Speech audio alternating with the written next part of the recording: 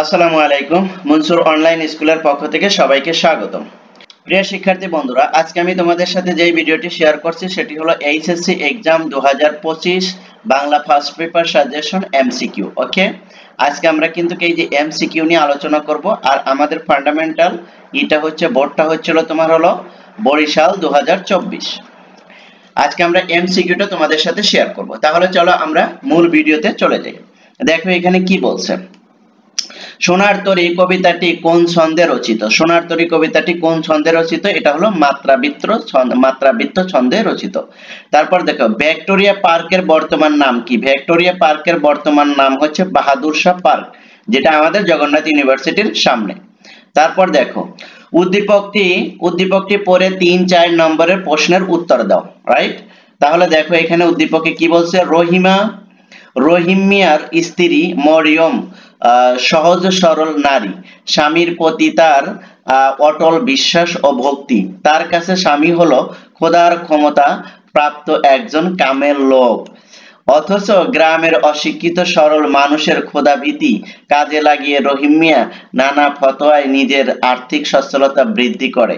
আচ্ছা, উদ্দীপক 3 পড়ে দেখো এখানে কি বলছে। উদ্দীপকে মরিয়ম লাল সালু উপন্যাসের কোন চরিত্রের প্রতিনিধিত্ব করে? কোন চরিত্রের? এই যে রহিমা চরিত্রের প্রতিনিধিত্ব করে। তারপর দেখো 4 নাম্বার বলছে উদ্দীপকের রহিম মিয়া ও লাল সালু উপন্যাসের মজিদ উভয়ের টিকে থাকার প্রধান অবলম্বন হলো কি? 1 ও 2, অর্থাৎ প্রতারণা ও ধর্ম বেশাতি। তারপর দেখো, তারপরে আছে হলো 5 নাম্বারে কি বলছে? 5 নাম্বারে বলছে 18 বছর বয়স তরুণেরা শপথের কোলাহলে কি শপে দেয়? এই যে 5 নাম্বারটা কি? আত্মাকে। তারপরে দেখো 6 নাম্বার দেখো আর কায়াতের ছেলের সঙ্গে সাপুরে মেয়ের নিকা, এটা কেমন কথা? এটা হলো কি? হাসিয়া উড়াইবার কথা। তারপর দেখো 7 নাম্বারে কি বলছে? শুধু অপমান প্রাণের আশঙ্কায় সে আমাদের আতঙ্কিত করে তোলেনি। উক্তিটি কে করেছেন? রাজবল্লভ।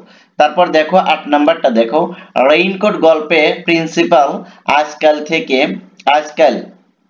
কাকে তোয়াজ করে? আকবর সাজিদকে। তারপর 9 নাম্বার, লাল সালু উপন্যাসে শিকারী একাগ্রতা কার চোখে? তাহেরের। এই যে তাহেরের। তারপর 10 নাম্বারে কি বলছে? আমি কিংবদন্তির কথা বলছি কবিতাটি যে দিকটি উচ্চারিত হয়েছে, কোন দিকটি? সর্বাঙ্গীন মুক্তির দীপ্ত শপথ। আসো এবার 11 নাম্বারটা দেখো। 11 নাম্বারে কি বলছে দেখো। 11 নাম্বারে আবার উদ্দীপক দিয়ে দিয়েছে। উদ্দীপক 11 এবং 12 নাম্বার পড়ে কি করবে? উদ্দীপকটি পড়ে 11 এবং 12 নাম্বার প্রশ্নের উত্তর দিবে। তোমরা উদ্দীপকটা পড়ে নিও।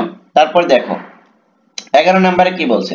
উদ্দীপকের কি সোহেলির বাবার সাথে অপরিচিতা গল্পের কোন চরিত্রের সাদৃশ্য রয়েছে? এখানে রয়েছে হলো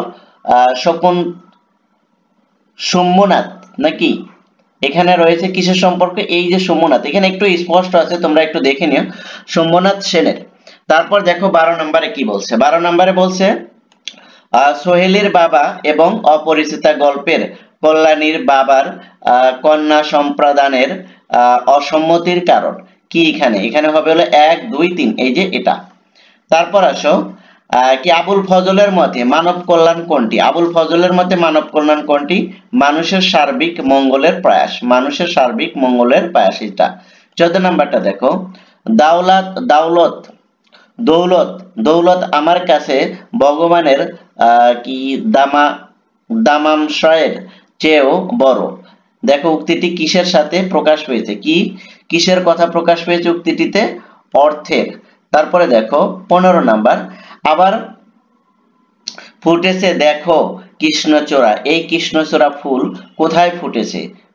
শহরের পথে। তারপর 16 নাম্বারটা দেখো।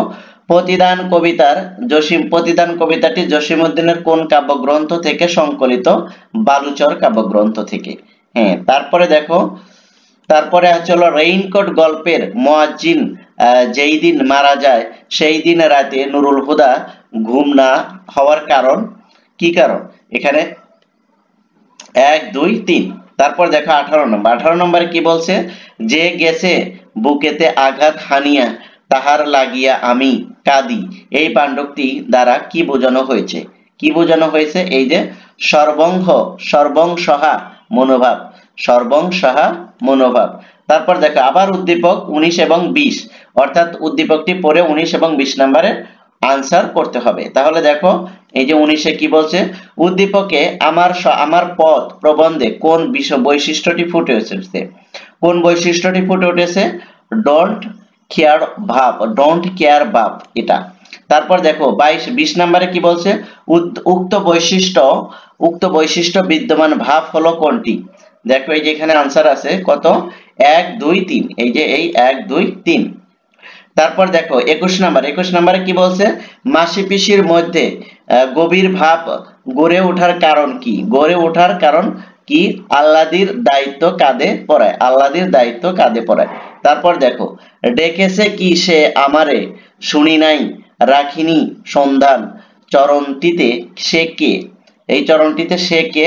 এই যে বসন্ত ঋতু, বসন্ত ঋতু। তারপর দেখো 23 নম্বর। আমি কিংবদন্তির কথা বলছি। কবিতাটি কবির পূর্বপুরুষের করতলে কিসের সৌরভ ছিল? কিসের সৌরভ ছিল? পলিমাটির। এই যে পলিমাটির। তারপর 25 নাম্বার। মানব কল্যাণ প্রবন্ধটি কোন প্রবন্ধ থেকে সংকলিত? মানবতন্ত্র, মানবতন্ত্র। তারপর আবার দেখো 25 এবং 26, উদ্দীপকটি পরে 25 এবং 26 নাম্বার প্রশ্নের উত্তর দিতে বলছে। উদ্দীপকে ভাববস্তুর সাথে বিদ্রোহী কবিতার কোন চরণটির সাদৃশ্য রয়েছে? আমি ভেঙ্গে করি সব চুরমার, আমি ভেঙ্গে করি সব চুরমার। তারপর দেখো আবার উদ্দীপক ও উক্ত কবিতার মূল চেতনা কি? মূল চেতনাটা হচ্ছিল অন টু, এই যে এটা ক নাম্বার। তারপর দেখো 27 নাম্বার। 27 নম্বরে কি বলছে? নিচের কোন কবিতাটি নাট্য গুণ সম্পন্ন? নিচের কোন কবিতাটি নাট্য গুণ সম্পন্ন? তাহারই পরে মনে।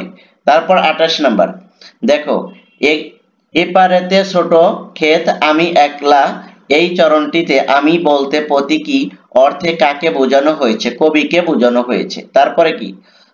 ছলছল চোখে আল্লাদির দিকে কে তাকিয়েছিল? কে তাকিয়েছিল? বুড়ো রহমান, বুড়ো রহমান। এবার 30 নাম্বারটা দেখো। 30 নম্বরে বলছে ফেব্রুয়ারি 1969 কবিতায় মানবিক বাগান বলতে কি বোঝানো হয়েছে? মানবিক বাগান বলতে মনুষ্যত্ব, ন্যায় ও মঙ্গলের জগৎ, ন্যায় ও মঙ্গলের জগৎ। আশা করি তোমরা বিষয়টা বুঝতে পেরেছো। তারপরে যেগুলো একটু অস্পষ্ট আছে সেগুলো তোমরা একটু দেখে নিও। আর এগুলো কিন্তু তোমাদেরকে বেশি বেশি করে প্র্যাকটিস করতে হবে, কারণ তোমাদের পরীক্ষার আগে সকল বোর্ডগুলো কি করতে হবে? বেশি বেশি করে প্র্যাকটিস করতে হবে, যাতে করে তোমরা কোশ্চেনের প্যাটার্নগুলো খুব ভালোভাবে ধরতে পারো। এর পরবর্তীতে আমরা কিন্তু শর্ট সাজেশন এবং সুপার শর্ট সাজেশন তোমাদেরকে আমরা প্রোভাইড করব। আশা করি তোমরা যদি এই চ্যানেলের সাথে যদি থাকো, তাহলে তোমাদের একদম পরীক্ষা অবধি পর্যন্ত আমি তোমাদেরকে যত ধরনের সহযোগিতা দরকার সহযোগিতা করব। ইনশাআল্লাহ তোমরা এ থেকে ভালো একটা রেজাল্ট করতে তোমাদের সহায়ক হবে। Thank you so much. আল্লাহ হাফেজ।